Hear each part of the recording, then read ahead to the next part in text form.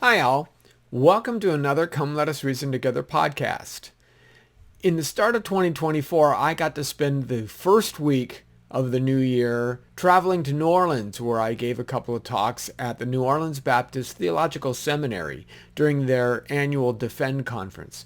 Now, this is a great conference where several high-profile speakers will come, and it's actually a time where you can have an entire week of learning, of growing, and all of the presenters will usually eat their meals with the attendees. It's just a great time of exchange and learning. One of the talks that I gave this year was, would the world be better without religion? I sought to answer objections to the faith that religion is the cause of most of the wars of the world, or the quip that Victor Stenger famously meant when he said, science flies us to the moon and religion flies you into a building. How do we respond to these things? Does religion cause more wars, more hatred, and more prejudice than other views? What would a world free of religion actually look like?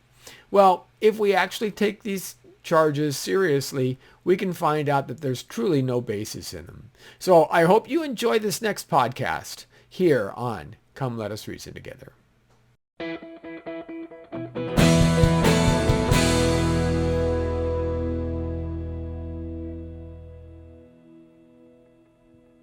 Some introductions. My name is Lenny Esposito. I'm with Come Reason Ministries. You can keep in touch with our ministry any one of a number of ways socially. We've been online since the dawn of the internet almost. Quite literally, 1996 was my first foray into online apologetics. I was using 14.4 modems, and I had to dial up a bulletin board in order to get content. It was fascinating stuff. But anyway, you can keep in touch there. And I'm also going to make life easy for you so you don't have to write so much. I'm going to give you these slides. You can download them even as we're talking. If you put your email address in there, that's a good way I can tell you when new things are. And by the way, this specific talk will go up on YouTube. So I'll have the talk on YouTube. You can look at the slides as you go. And awesome, right? You don't have to even worry about missing notes. That's a perfect thing. So go ahead and take that QR code, and that'll help you. Isaiah chapter 5 in verse 13 reads this: "Therefore my people go into exile for lack of knowledge. Their honored men go hungry, and their multitude is parched with thirst. Therefore Sheol has enlarged its appetite and opened its mouth beyond measure, and the nobility of Jerusalem and her multitude will go down, her revelers, and he who exalts her." So this is obviously a prophecy that Isaiah is making about Jerusalem, about God's chosen people failing to properly worship him because of lack of knowledge. "Woe to those who call evil good and good evil, who put darkness for light and light for darkness, who put bitter for sweet and sweet for bitter." Does this sound at all contemporary to us today? "Woe to those who are wise in their own eyes and shrewd in their own sight. Woe to those who are heroes at drinking wine and valiant men in mixing strong drink, who acquit the guilty for a bribe and deprive the innocent for his right." Obviously, the Lord cares about right and wrong. Obviously, God wants virtue to be upheld. Thus, when charges are made against the faith, it's important for us to respond. In the early 70s, John Lennon, after the Beatles broke up, wrote this song, Imagine, which people still talk about. And you see the lyrics: "Imagine there's no heaven, it's easy if you try. No hell below us, above us only sky. Imagine all the people living for today. Imagine there's no countries, it isn't hard to do, nothing to kill or die for, and no religion too. Imagine all the people living life in peace." Kind of ironically, John Lennon was killed by an individual walking the streets of New York who was supposedly a fan, but was also a little mentally imbalanced. It wasn't religion that killed him. It wasn't country that killed him. It wasn't the person's belief in heaven or hell. It was just a mental imbalance. But does religion kill? Why would he put religion in here? Does the idea of heaven somehow spark violence? Well, we've heard the claim.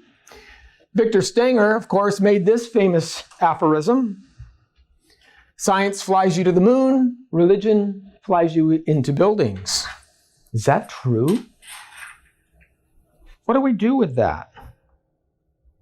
Sam Harris says religion is the most prolific source of violence in our history. Religion is the cause of all the wars. Have you ever heard this kind of talk before? Can we unpack that? First of all, is it true? Where are you getting these ideas from? So this is what I want to do. I want to explore this question today because it's important for us. We don't want to perish for lack of knowledge. If God upholds virtue, are we, through our faith, through our exercise, also upholding virtue? Now, let's take the first claim. Religion is the cause of most wars in history. Christopher Hitchens, who is no longer with us, another one of the famed four horsemen of the New Atheists, said this, quote, "In Belfast, I have seen whole streets burned down by sectarian warfare between different sects of Christianity." He means the Catholics and the Protestants. "And interviewed by people whose relatives and friends have been kidnapped and killed or tortured by rival religious death squads."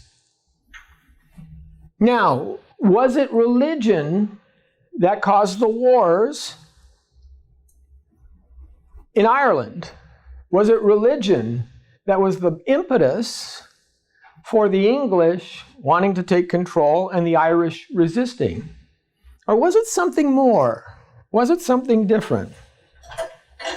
Well, here's the interesting thing. If you look at the wars and the motivations for wars across history, and believe it or not, you can do that, you find out something fascinating. In this book, The Encyclopedia of Wars, authors Charles Phillip and Alex Axelrod have surveyed through all of written historical record all of the known wars that they could find. It lists 1,763 wars across 3 full volumes. This is quite a feat of academic scholarship. Covers most wars that have been somehow documented in some way, shape, or form from the dawn of history. And they find something very fascinating. When you look at the number of wars and the cause of wars, out of the 1,763, it seems that only 123 were motivated by religious concerns primarily. That's 6.98% of all the wars. You have 1540, 66, and 57. These two are religiously motivated. This one is not. You notice also that of those wars, and we're not talking simply Christianity, we're talking Buddhism, right? Hinduism, Jainism, syncretic faiths, whatever faith system somebody was trying to advance falls into here. Islam is about half of that. When you take Islam out, the percentage then drops to 3.23% of all wars are non-Islamic but religiously motivated, according to Phillip and Axelrod. That's fascinating. To look at it another way, 3%, 4%, and everything else. Now, it may be that individuals who are starting a war ply on religion. In order to be a faithful follower, one must follow us into battle. And they do that in order to gain adherents or to strengthen the resolve of the adherents they are. But as Keith Ward, in his book, Is Religious Dangerous, says, quote, "Human history as a whole is a history of warfare and violence." That's just human history. Religion may have played some part in these affairs, but it is usually the desire for power and wealth that is the constant factor. In other words, it's one guy, a Genghis Khan, right? A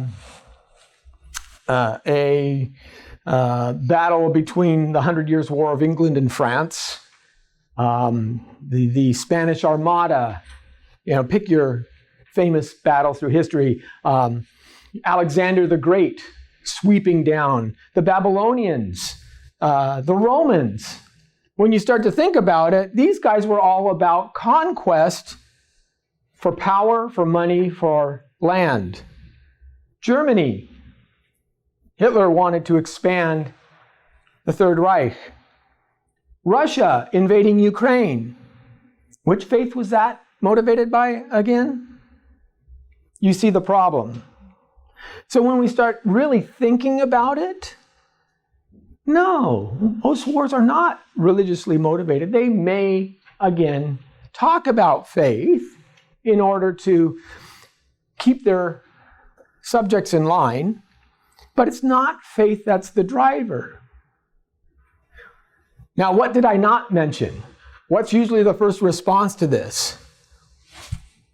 What about the Crusades? And if you're talking to a Muslim friend, he will always bring up the Crusades. That's a big deal. The Crusades are, by and large, religious in their approach. But we have to understand the nature of the Crusades, because I don't think a lot of us understand the history.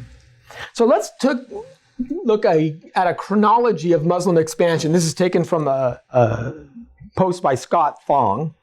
And he does a really good job in his article, Christianity versus Islam, who started this whole mess, documenting, kind of outlining dates. So let's take a look. So the first thing we have, by the way, if you're not familiar with Islam, Muhammad lives from about and starts his prophetic calling at about 620 AD, okay, in Mecca in Saudi Arabia. He gained some adherents, he gained some followers.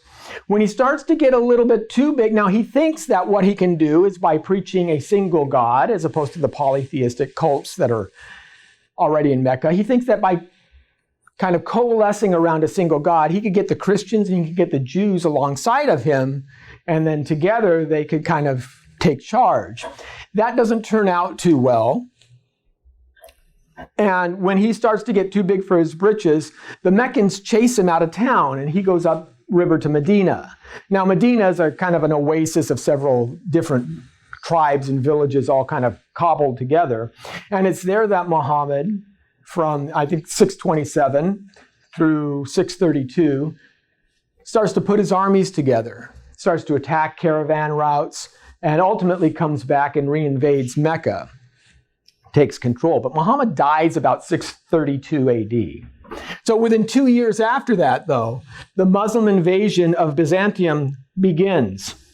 634, Arab Muslims attack and invade and occupy parts of Syria, Armenia. They sweep across Egypt, North Africa, Asia Minor. They touch on Crete and Sicily, and they attempt to conquer Byzantine Christian Empire, the capital there at Constantinople. But Constantinople is built pretty well. Constantine, matter of fact, the reason why he built Constantinople, because he looked around Rome and he said, there are 7 hills surrounding this city. This is a terrible city to try and defend militarily. Everybody else would have the high ground. I'm moving it. So he moved it. He looked around, found Constantinople. You got 2 waterways protecting you. You could see your enemies from miles around. This will be New Rome. And boom, Constantine plugs into New Rome. So that's what Constantinople is, New Rome. And he was right, because even though Muslims eventually surround Constantinople, it doesn't fall right away. It takes a long time. But many of these places actually continue in Muslim. So 634, Muslim invasion of Palestine happens as well. Caliphate Muslims attack and invade and occupy Christian Palestine, including Jerusalem. And by the way, if you look up Jerusalem, You can read about it all the time in the Bible. 154 times it's mentioned. In the Quran, it's mentioned exactly 0. But it's one of the targets of Islam. Jerusalem falls to the Muslim occupiers in 638 AD and stays that way until the First Crusade. In 650, you have the Muslim invasion of Khazar, which is interesting, the Ukrainian-Russian border where we're having the fights currently right now. It stays there until 737 AD. In 652, Muslims invade southern Italy. Syrian Arab Muslims attack and invade and occupy Sicily, the island at the bottom of the boot of Italy. And they stay there till 1091. In 700 AD, Muslims invade Nubia. That's Christian Nubia, which is a North African country, they stay there until at least 1315 AD. 711, Muslims invade southwest Europe. They start sweeping up across the Straits of Gibraltar into Spain. They take Portugal and Doria and occupy these places. This is where you get the Moors from. They try to invade France, but it was at the Battle of Tours that Charlemagne turns them around in 975 AD. But it continues. 846, the Muslim Saracens attack Rome. Now, this is the capital of Christianity. Although Constantine moved the government to Constantinople, the papal powers remained in Rome, as they do to this day. It's the very capital of the Christian church. And the defilers come in and desecrate all of the Roman basilicas, places that they could find. They rob sacred relics at the Basilica of St. Peter and St. Paul, but they aren't able to knock down the walls of the city. And so Christians were able to repel them to some extent. In 1064, Muslims invade West Asia. So Turkish Muslims attack what was Asia Minor, which is now Turkey, and Syria until 1308. Now, of course, today you still see Muslim control there. And then in 1095, the First Crusade is called by the Pope to say, we need to take back some of these lands. We need to take back specifically the Holy Lands of Jerusalem, the places where Jesus was born, the places where Jesus was crucified. We used to have Christians in all of those lands. They're under Muslim control now. Interestingly, when you look at it, this was the Muslim expansion, and you can see 622 to 632. You can see how they start in Arabia, sweep across Egypt, Libya, up through the Berbers, Cordova, what's now modern Spain, areas of that nature. Sweep across Persia, come up through Antioch, start to work their way toward the Byzantine Empire. And that's just between the 7th and 9th century. Today, that area still looks like this. These are nations under Muslim control. Haven't given up much, have they?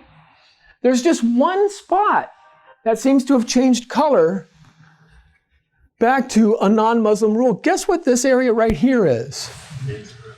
That's Israel. And that's a problem. That's a problem for Islam. Because Islam, you see, has an idea that any spoils of war are Islamic by right, by fiat. And of course, if Islam is God's ultimate faith, Muhammad is the last prophet. He's the pure prophet. He's the one who speaks for Allah. All other prophets, their message has been corrupted. Then Islam can never lose. See, if Islam loses, if you lose land, then you're showing that you're weaker than your alternate belief system. So what do you think part of the pressure is in this area of the world? Why do you think it's such a big deal for Palestinians to say things like the river to the sea? Because from an Islamic theological perspective, it calls into question the power of Islam is it true? Muhammad, in the Quran, promises his followers the spoils of war, guarantees that these things will happen. So as you see, it's 500 years of Islamic invasion and incursion before the Christians respond. Now, we have to talk about how they responded. Not everything that happened in the Crusades, you can't say it's godly. It just isn't. The Crusaders were sometimes ugly and brutal. But there are a lot of myths that we need to dispel about the Crusades. This is work that's done by Paul F. Crawford, and he notes 4 specific things that I'm going to give you about this. Number 1, the Crusades represented an unprovoked attack on the Muslim world. Is that true? Well, you saw the map and you heard the timeline. Every one of the listed regions was taken within the space of 100 years from Christian control by violence. In the course of a military campaign deliberately designed to expand Muslim territory at the expense of Islam's neighbors. We want to get rid of the indigenous belief systems and replace it with Islam. Matter of fact, the Eastern Church, the Byzantine Church, had so many defeats and was so cash-strapped that they couldn't actually bolster an army in order to counterattack these guys for many, many years. No, far from being unprovoked, the Crusades actually represent the first great Western Christian counterattack. Now, you got to remember, again, at this time, the Eastern Church and the Western Church, right, Roman Catholicism had already split from Eastern Orthodox Christianity. There was the schism. But at the same time, the Roman Pope said, we have to go and help our Christian brothers. The Christian counterattack against the Muslims happened through the 11th century until the first Christian counterattack. And that continued thereafter, mostly unabated. 3 of Christianity's 5 primary episcopal sees, so the 5 major cities, Jerusalem, Antioch, and Alexandria, were already been captured by the 7th century, as opposed to the 11th. 400 years earlier, at least. Both of the others, Rome and Constantinople, as I said, had been attacked, but they hadn't yet fallen. So the idea that this is an unprovoked attack, I really find hard to believe. And any historian worth his salt will say, we gave you half a millennium of grace. Myth number 2. Western Christians went on a crusade because their greed led them to plunder Muslims in order to get rich. Is this true? Well, not really when you look at it. I mean, think about this. This is an agrarian society. You can't muster an army of only aristocracy, right? It's not the rich guys who are going to be fighting in the trenches. It's the normal, everyday guys. And if you're a medieval farmer, what do you have to do in order to make ends meet? In order to get food, you have to be at your farm growing food, right? Everybody knows it's not like, okay, just a 3-week vacation and then we'll come back. That's not what war is. Fred Castle has noted, quote, few crusaders had sufficient cash both to pay their obligations at home and to support themselves as they traveled to the crusade. It's hundreds of miles. You got to pay for your food. You got to pay for your own armor. It's not like that there's a dispensary that's going to give you armor and things of that nature. From the very beginning, financial considerations played a major role in crusade planning. The early crusaders sold off so many of their possessions to finance their expedition that it caused widespread inflation in their local economies. And that's a thing. This is why it's a religious war, because they were doing it for the passion of the Christians and their Lord. They saw the defilement of Jerusalem as a defilement of Christianity. One of the chief reasons for the founding even of the Fourth Crusade and its diversion to Constantinople, they had to stop, they had to go to Constantinople for a while and come back, was the fact that it ran out of money before it had gotten properly started. And they basically had to borrow money from the Venetians, who were the money brokers of the era, and the Venetians didn't like the business going on at Constantinople, so they sent the Fourth Crusade to deal with them a little bit first beforehand, it's a whole sordid story, but what it does is it underscores the idea that this is not a get-rich scheme. You don't go into a war in the Crusades in order to say, I'm going to come out with it, driving a Rolls Royce. It didn't happen that way. How about myth number 3? Crusaders were a cynical lot who did not really believe their own religious propaganda. Rather, they had an ulterior, materialistic motive.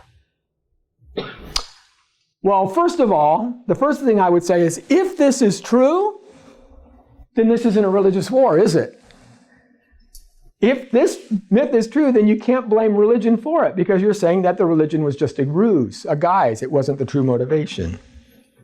But what we do know by reading some historical records was crusade sermons that were given were replete with warnings that crusading brought deprivation, suffering, and often death. And this was, of course, parallel to the Christian message, right? Suffering servant, take up your cross and follow me. That this was the reality of crusading was well known anyway. Jonathan Riley Smith notes that crusade preachers, quote, had to persuade their listeners to commit themselves to enterprises that would disrupt their lives, possibly impoverish and even kill or maim them, and the inconvenience of their families, the support of which they would need if they were to fulfill their promises. They would need their families to send additional money and funds like that home. So it took dedication on the part of the Crusaders. Myth number 4, the only reason Muslims hate Christians is because of the Crusades. The Crusades taught Muslims to hate and attack Christians. Well, again, by now you know this is easy. 500 years, 450 or so, Muslims were attacking Christian lands, Christian cities, Christian basilicas before Pope Urban even called for the First Crusade. One school saw the Crusaders as crude, greedy, aggressive barbarians who attacked civilized, peace-loving Muslims. I mean, this is what a kind of a 19th, early 20th century European view brought. They say, well, this is the problem. They start to teach this in modern schools, that the Crusaders were cruel and greedy, and that they were the barbarians, and it was the Muslims who were just minding their own business in Jerusalem, minding their own business in Antioch. When the Muslim schools hear this, they pick up on it in the 19th, 20th century. Now, this is actually about the same time that, because much of the Arab world was Bedouin or tribal, there was a lot more city-state kind of, even in up to the 18th, 19th centuries, there wasn't really well-defined national boundaries until the advent of the modern era. And especially after World War I, you start to see strong lines. Turkey becomes defined and things like that. So when this nationalism begins to take root in the Muslim world, Arab nationalists borrowed the idea of a long-standing European campaign against them, and they took those schools of thought that were taught in the European colleges, and they decided to leverage it to distort their understanding so that the people that they wanted to put together who were in desperate cities, yeah, but all of you are victims of the Christian Crusaders. Don't we all want to band together and be one nation to fight against them, kind of thing. And that's how they would generate a national consciousness. That's how they would generate patriotism, is by pointing to a common enemy. It was not the Crusades then that taught Islam to attack and hate Christians. Far from it. Those activities had preceded the Crusades by a very long time. And they stretch back, again, right to Muhammad's door. No, it was the West which taught Islam to hate the Crusades. And the irony, in other words, the Western intellectual institutions of the 19th century taught modern Islam to pitch the Crusades as a war against the Muslims themselves. And the irony of that is not lost. So, the Crusades, while they were a religious war, note that they were primarily Islamic in initiation. And while, again, there are some unspeakable things that Christians did. I mean, you can go through it. I'm not going to sugarcoat that. But it was a response to continuous Muslim aggression over time. So at least these four myths we can dismiss.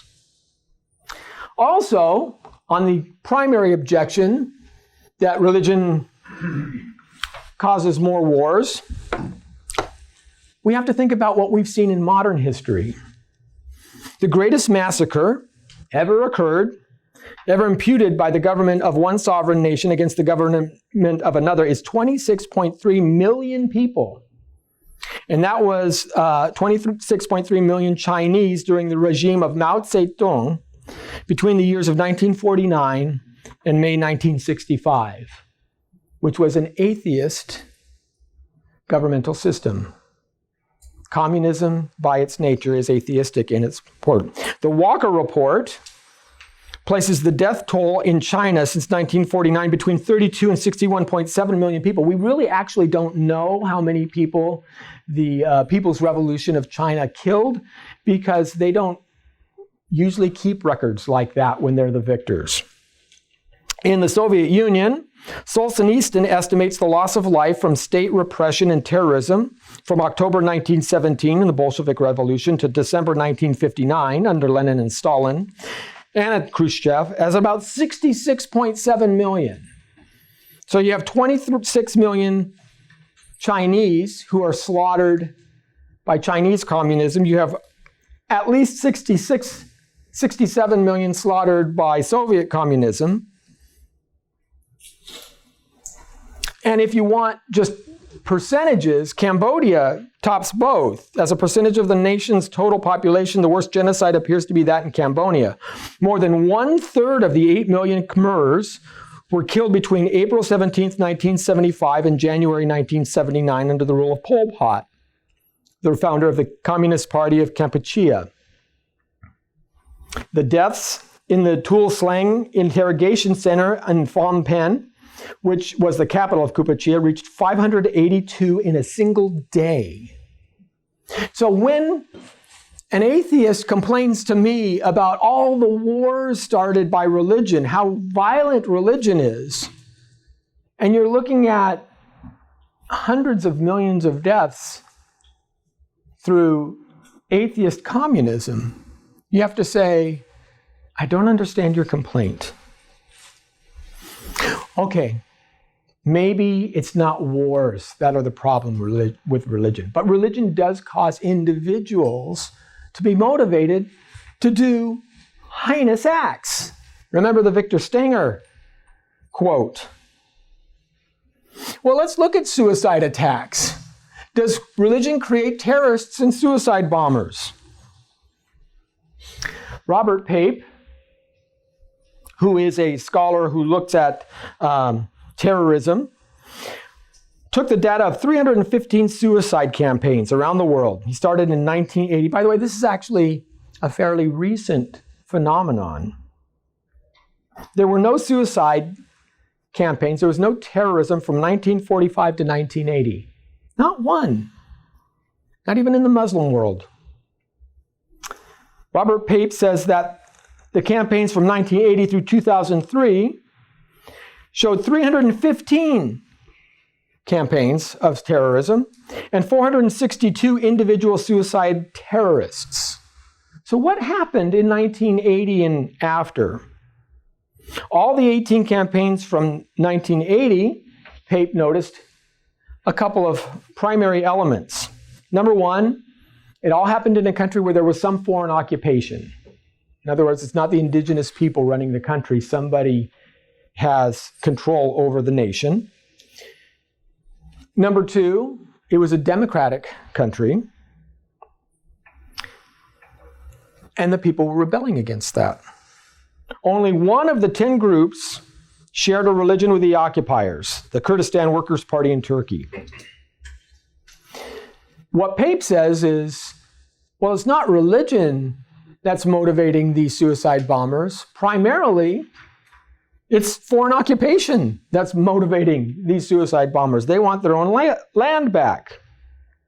They use, again, religion and the promise of the rewards of an immediate forgiveness of sins and an immediate ticket to paradise in the afterlife as ways to sell the act.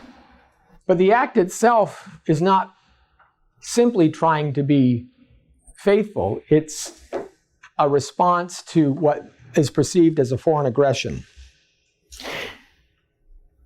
When you say things like, science flies you to the moon, religion flies you into buildings, what you're doing, though, is you're actually stereotyping a faith by a very small minority of adherents.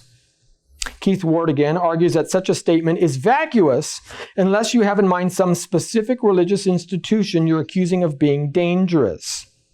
For example, Ward says, look at these two guys, the Quakers and Al-Qaeda. Now, Al-Qaeda isn't all Islam. It's a small faction. Hamas isn't all Islam. It's a small faction. The Quakers aren't all Christianity. They're pacifists, by the way. They won't go to war. Here are two ends of the spectrum on the issue of religion.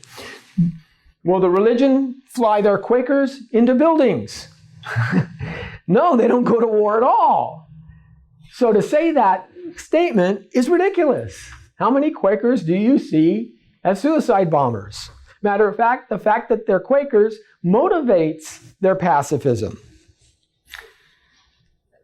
Ward also notes the selfless acts of attempted reconciliation by the Quakers, trying to get disparate entities together and stop war. They do more than just sit it out. They actually try to instill peace. And look at Mother Teresa's acts of kindness in Calcutta. You're ignoring that.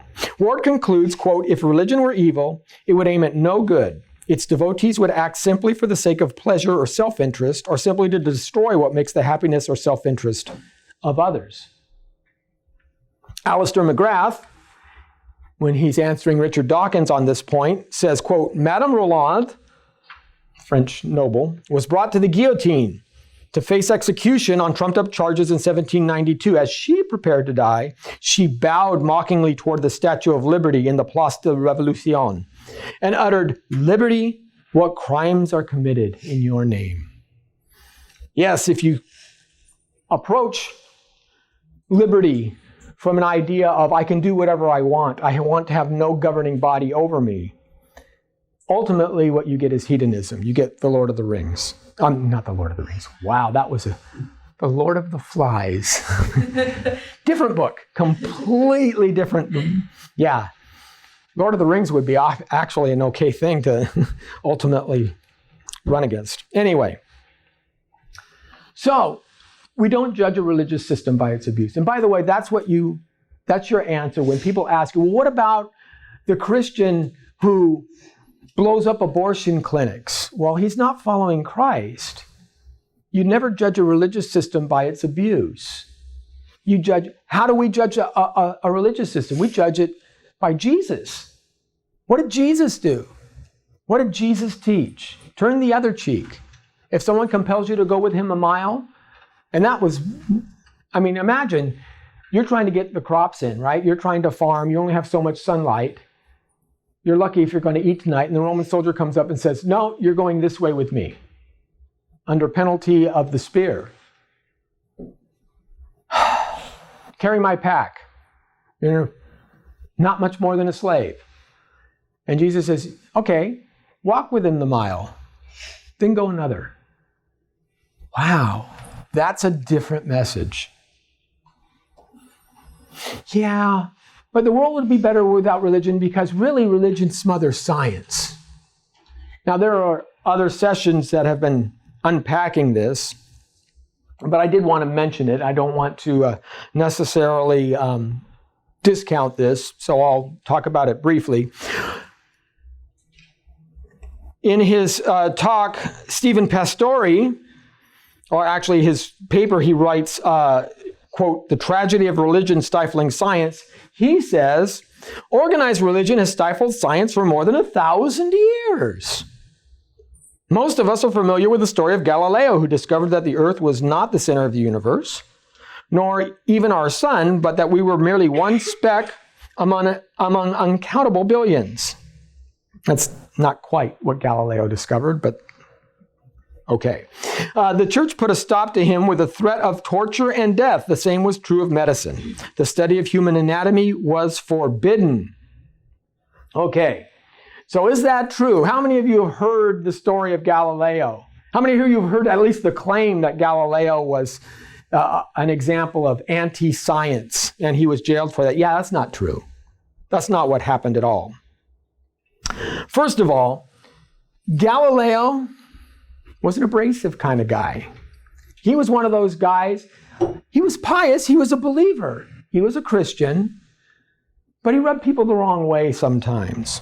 Now, before Galileo, Copernicus, 75 years earlier, had published his paper about the sun being the center of our solar system and the earth revolving around the sun. It made sense of things like planets going retrograde. You ever heard of that? Retrograde? So it used to be that when you would stand on the earth and you'd watch Mars and you could track it day by day, in the evening you see the evening stars, Mars, and morning stars, Venus, that kind of thing. When they would track it, they would make these nice circles, so you would start to think that the spheres, except every once in a while they would like stop and go back a little bit, do a little loop, and then come back around. And scholars are like, why is that? You don't normally, if you're swinging something on the string or something, you don't normally see it stop, go back, go. How does that work? That's a planet going retrograde. They couldn't figure it out. Well, if you move the center from the Earth to the sun and make us one, then it's just an optical illusion that as we pass by, it seems like it's going backwards and because it's moving slower than we are and all that stuff. So that's just broad strokes of the astronomy. But you have to answer that question as a scientist. And people were trying to answer that question. Now, Copernicus didn't cause scandal and shock. He wasn't locked up when he published his theory. Matter of fact, people read it. What Galileo thus was doing, though, was he was taking on more than simply the view that the earth is the center. He was taking on Aristotelianism. Aristotle was held in very high regard in the Roman Catholic Church, especially since Thomas Aquinas was a big Aristotelian. Thomas Aquinas loved Aristotle. And there were certain powers that be, especially in Florence, in bishops and things of that nature, who were hard Aristotelians, and you can't question Aristotle at all. And Galileo saying, well, maybe Aristotle's not right in this. Well, that ruffled their feathers. They didn't like being questioned. We are the professors. We are the ones who know. And they take their complaint to the Pope. And the Pope starts talking to Galileo about it, and they go back and forth, and there's a conflict. And Galileo writes a book. And he does two things. First of all, he writes it in Italian, not Latin. Now, what does that mean? That means that if you write it in Latin in the 1500s, then the scholars can read it. But if you write it in Italian, then everybody can read it. It's kind of like when you want to publish a paper, you can publish in an academic journal, or you can call USA Today, right? If you call CNN with your publishing, who are you trying to reach? The common man. So Galileo does that, and he has the simpliciter character. Basically, he's got a guy who's obviously a stand-in for the Pope, and he calls him the fool. Now, when you call the head of the Holy Roman Empire a fool, the guy who has the armies, it may not end as well for you as possible. Like I said, Galileo was an abrasive guy. His book, The Origins of Modern Science, convincingly argued that what happened in the 16th century and following was not so much a result of new data, but of changed minds. That while other cultures had given great discoveries to the human race, such as the introduction of zero from the Hindus and algebra from the Muslims, the Christian West was falling behind. But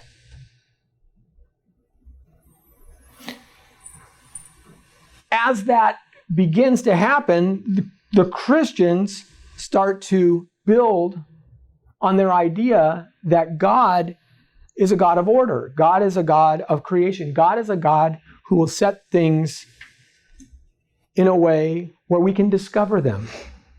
It is the glory of God to hide a thing. It is the glory of man to find a thing out. So the Christian West had three main assumptions of modern science. The first was the universe and the world, that is orderly. God does things according to laws. Law of gravity, right?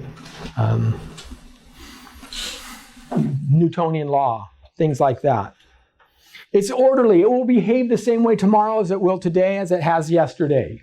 So therefore, we can continue to investigate it and make predictions. This orderly universe can be known. We can find it out. There's motive for us to discover the order all the way back from Genesis 1 and Genesis 2. Take care of the land, right? When it says work the land, it means discover its secrets, find it out. Now, the Roman and Greek cultures didn't have any of these assumptions. Even the Chinese, who invented a lot of stuff even before the West. I mean, gunpowder, things like that. But what did they do with gunpowder? They thought it was fun. They thought it was interesting. You can make some fireworks and things like that. It was the West that says, how can we use this to further our role in God's creation? Well, we can use it for war. Obviously, that's the first use. But also we can use it to create tunnels, to move rocks, to engage in building projects, things like that. Only the Christian worldview fits these three main criteria, which is necessary for the modern scientific enterprise to get off the ground. That the created view is logical. Jeremiah 31:35 says, the Lord who gives the sun for light by day and the fixed order of the moon and the stars light for night. He's saying, hey, God has put these things in place for a reason. This universe that can be known, Romans 1:19 and 20 says, for what can be known about God is plain. His eternal power and deity has been clearly perceived in the things that have been made. We can see his reflection in his creation. And again, Genesis, this mankind is to fill the earth and subdue it. The idea not only to be a steward of the land in which we are placed, but to be the master of that domain. Which means if there are floods, earthquakes, we should be able to master those things, find out how to minimize the bad in which we find ourselves. So Christianity, far from being a science stopper, provides a really good philosophical groundwork for Western science to flourish. And certainly that's what we've seen. It is only through the Christian West that the modern scientific revolution becomes fully formed. Not because other cultures are less smart or anything like that, but because we had the impetus to continue to go and grow with them. Beyond that, as I said, we have Christianity's record for good. And this is never talked about.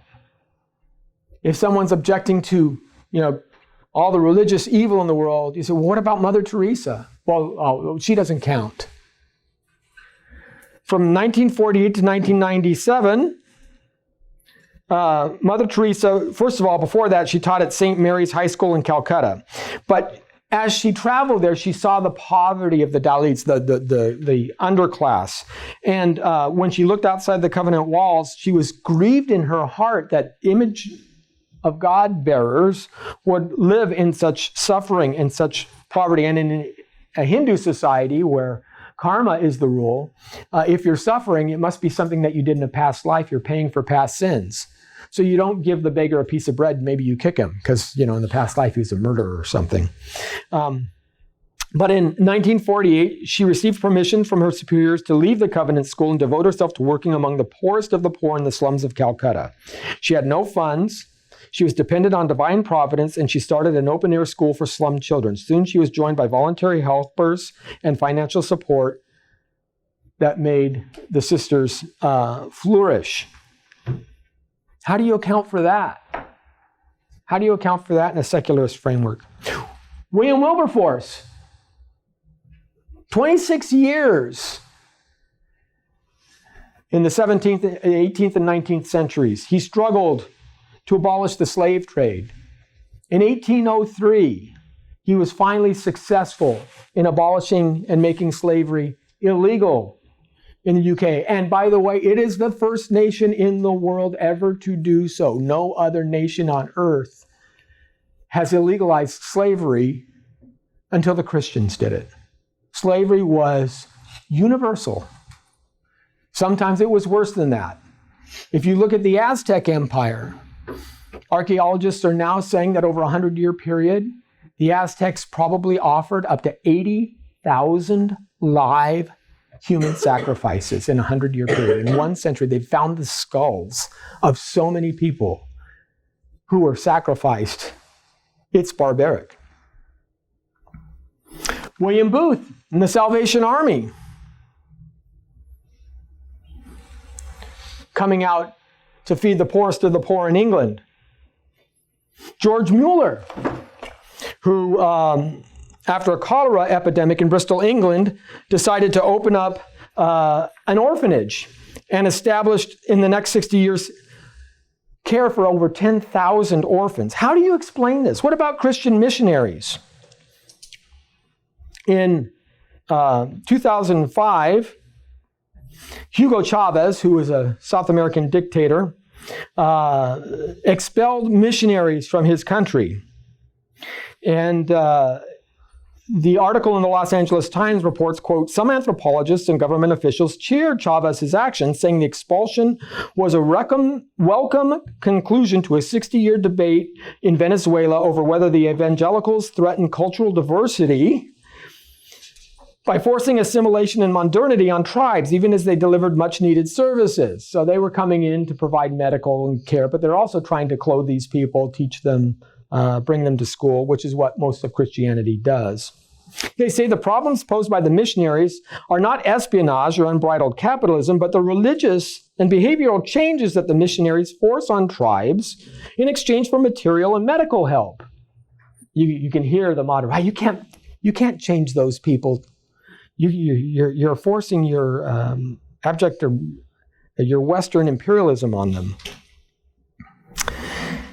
Those changes are destroying tribes' primitive rituals and robbing people of what the United Nations has termed world cultural patrimony, the critics claim. Oh boy.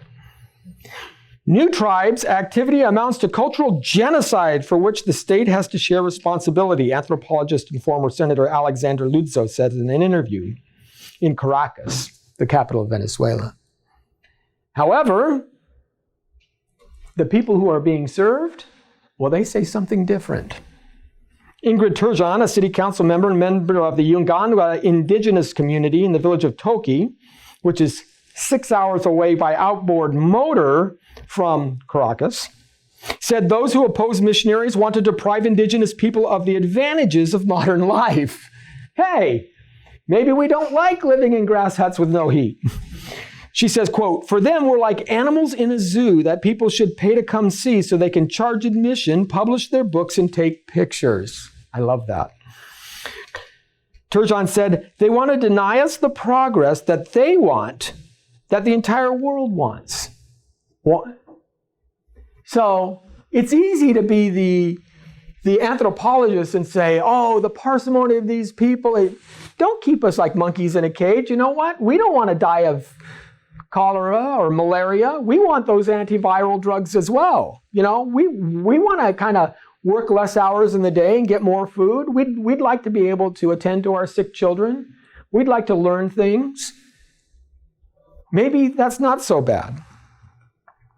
In fact, missionaries, English missionaries, once England took over India, had a big problem because it was common practice in certain parts of India where if a married man died, he'd be put on a funeral pyre and his wife was supposed to dive onto the pyre as well and be burned alive with him. It's a good practice called sati.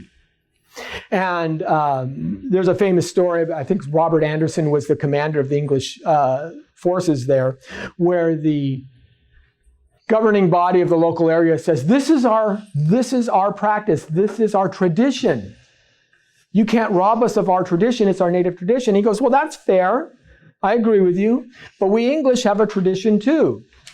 Anybody that throws a woman on a fire who's alive, our tradition is to hang them as murderers. So you can have your tradition and we will have ours. And the practice of sati was diminished. So does religion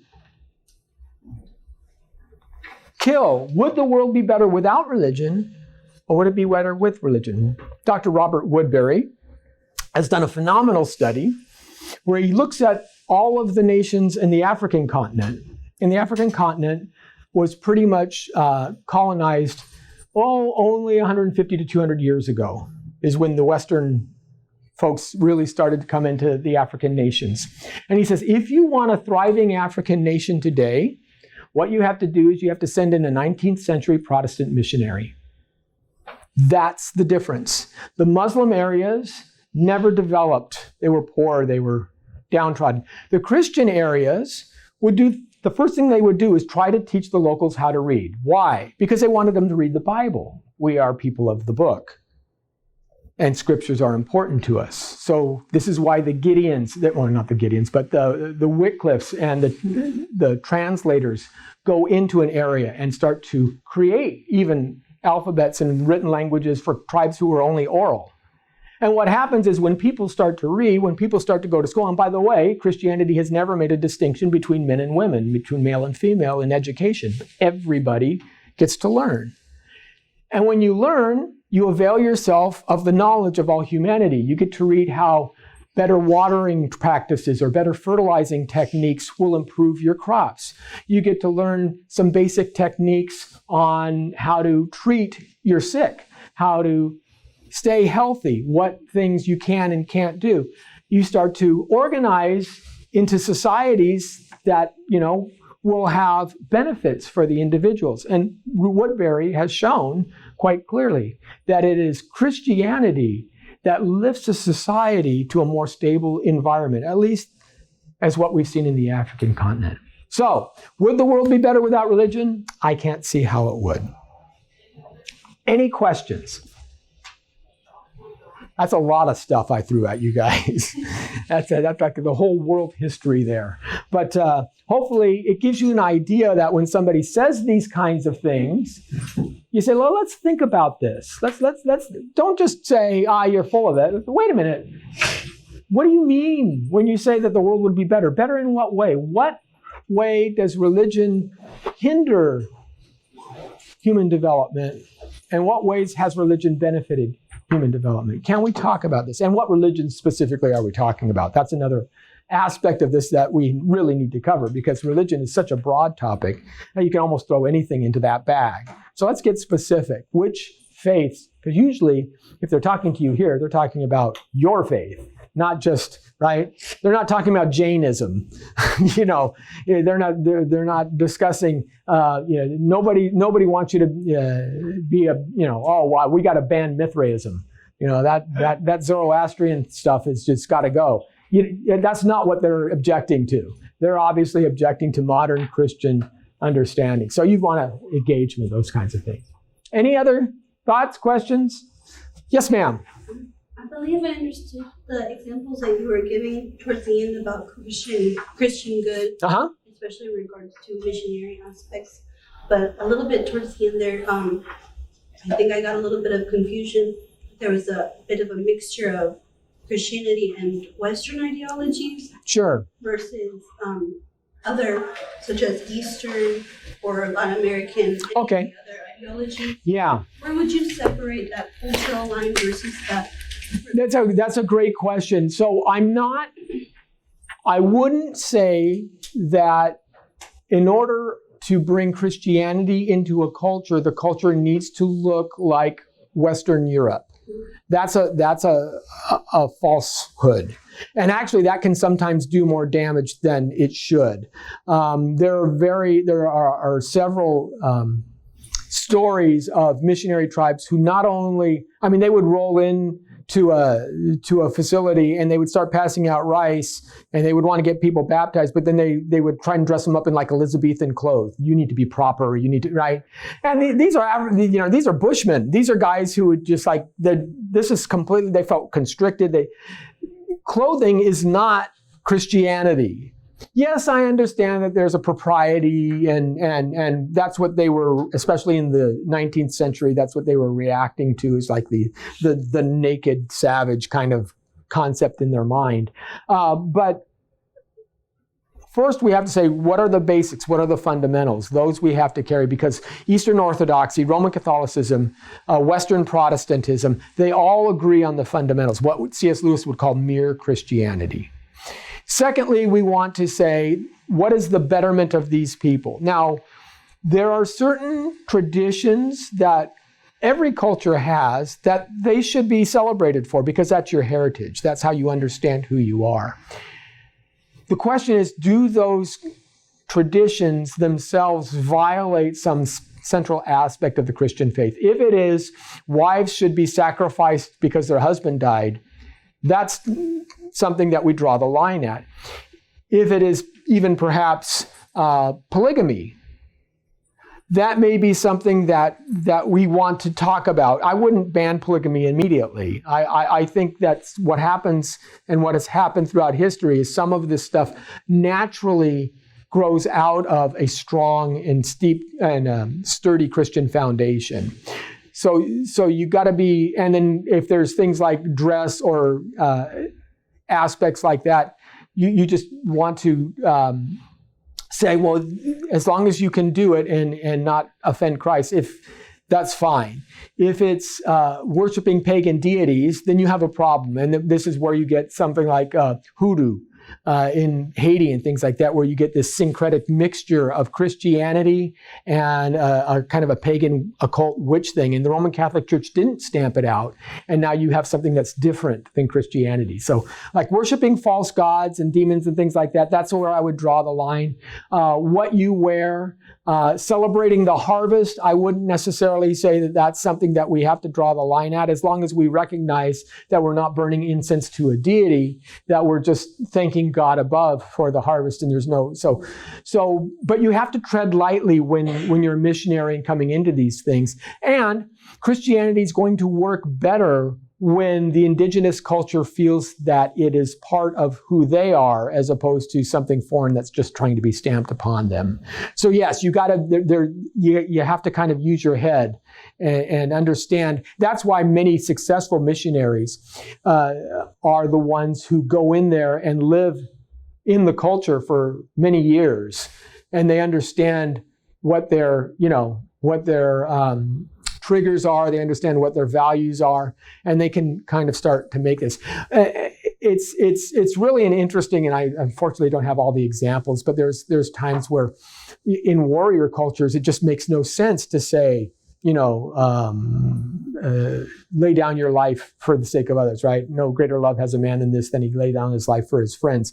Warrior cultures would say that's bizarre. Why would you do that? And sometimes you have to kind of pull them along and understand that almost even some guys have used it in a warrior context. You'd have to understand what Jesus did was he won the victory spiritually.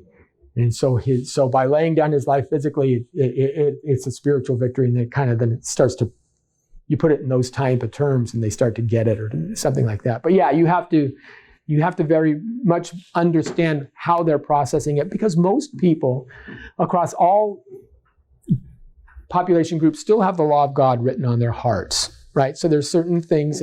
So one culture may say one man, one wife. One culture may say one man, 3 wives. There's no culture that says one man and another man's wife. That never exists. So you can know that there are at least some basics of morality that are common across all cultures, and you can leverage those. And then you tread a little lightly. You try to understand where you're going. And like I said, the cultures that are embedded and Christians who've lived there for 15, 20 years, they will tell you, because the weekend missionaries, the guys who come for a 2-week trip, a lot of times they don't realize that that's what they're doing. They're just kind of imposing their view. And people are like, even in Haiti is a very popular spot for Christians to do weekend, what I call weekend. They'll do 1-week missionary efforts. What's the problem with that? Well, the problem is Haiti is a very poor economy. So say I'm a guy who's a carpenter. I want to build houses in Haiti. But here come all the Christian missionaries, and guess what they do? We're going to put up a house for this guy. We're going to put up a house for this guy, and it's free. Am I getting any work as a Haitian carpenter? No, the churches are all coming in and doing it. The kids are there for a week, and then they leave. Well, how am I supposed to feed my family? What would be better would be for those missionaries to train a couple of people, use what they call microloans in order to inject some capital into the economy so you can have a little hardware store, a little lumber yard kind of thing, and get the economy itself rolling so that they can become self-sufficient. But if you just come in, clothing is another thing. All of the, right, you ever see when you win the Super Bowl, they all have the hats that they wear and the t-shirts, and then you can go to the store the next day and it's all across the store? Well, guess what? You got to print 2 versions of those, don't you? Because you don't know which team's going to win ahead of time. Where do all the others go? They go to places like Haiti. So the Haitians get to win all the losing teams' championship. But what, again, does that do for the clothing industry? What does that do for the people who are seamstresses? We think we're doing good, but we're actually undercutting the very fabric of the economy that would help sustain those guys, and that's a problem. So you're right, we got to be careful in how we do it. We just have to think a little bit more intelligently when we do so. Unfortunately, there's not a single answer, because it's culturally based, but I'm glad you brought up the point. Okay.